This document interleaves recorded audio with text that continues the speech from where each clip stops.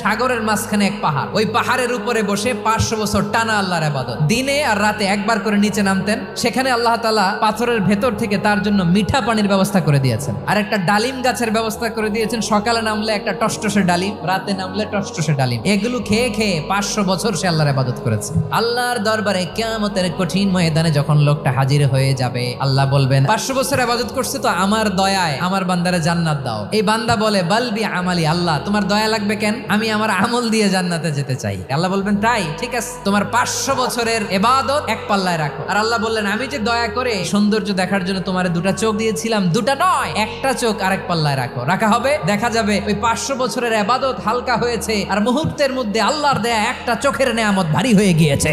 ফলাফল দেখো, হিসাব বলে তুমি এখন জাহান্নামে যাবা, যাও এবার জাহান্নামে যাও। এবার লোকটা কাচুমাচু করে বলে আল্লাহ এবার আমি বুঝতে পেরেছি তোমার দয়া ছাড়া দুনিয়ায় কেউ জান্নাতে যেতে পারবে না।